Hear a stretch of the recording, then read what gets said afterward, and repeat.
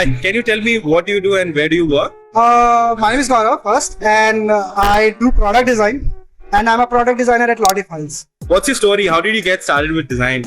Get started with design back in college time. I really don't have an experience in designing at all. I really don't know about tech, but when I entered the college, a bunch of cool kids, cool seniors, I just met them and got to know more about designing, and then I just get into it initially as a graphic designer.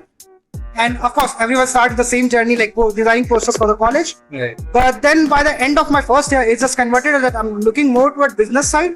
So product design was the right spot for me, where I can work in and designing at the same time while building businesses out of it. Yeah. How do you overcome creative blocks when you're designing? I generally go out for inspirations on platforms like Mobin. Other than that, we have colleagues who are designers as well. So can get a review session, because you are working on the same project for a longer time.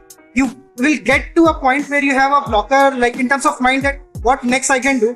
But those who are looking at a bird eye view, those person who don't actually have the context of project, but just throwing a problem statement to it, they'll find something new out of it, and that's why it works generally most of the time. As a designer, you might have to deal with multiple meetings and deadlines. How do you balance your creativity with it?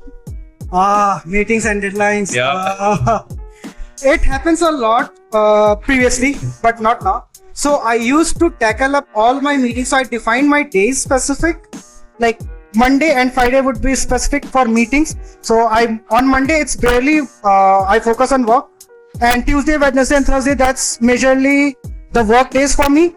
And if they are meeting, I specific align by the end of the day, somewhere on 5 or 6 p.m. in the evening, the closing time.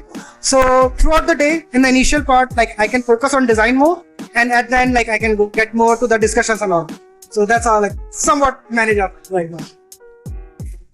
Okay, there's an ongoing debate going on. Do designers need to know how to code? Do designers need how to code? That's a very known question for everyone, but yeah, it's not necessarily. If you are doing it, then it's a plus for you.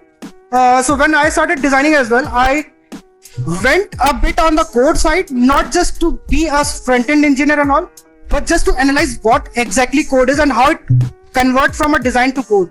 Like the basics of XML, the basics of CSS, Bootstrap.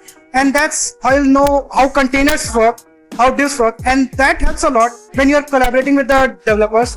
When you do the handoff, you know that they are going to divide it by 3 and put the sections in that way, and you know it previously, so design your specific screens accordingly. I do have last 2 questions to ask. How do you think AI has impacted your workflow? Impacted my work in a really positive way, honestly. Of course, for inspirations, a lot. I feel like it's not up to a certain point where you can think like a human, but it will give you solid interfaces design. UIs, it can show us better than what we can think of on ourselves at the first glance. And yeah, ChatGPT works a lot for me.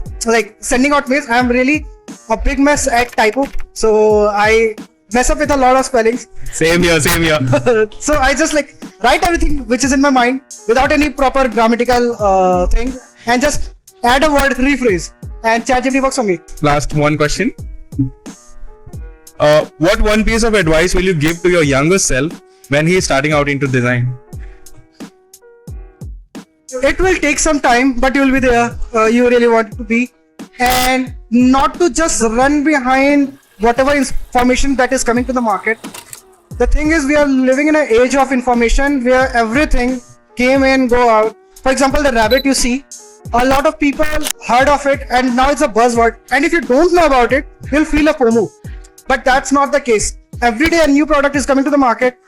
You don't have to be updated, stay updated for everything. And yeah, that's majorly it. So not just feel FOMO that you don't know something. Yeah, that's what's it. Thank you so much for your time. I really loved having this conversation with you.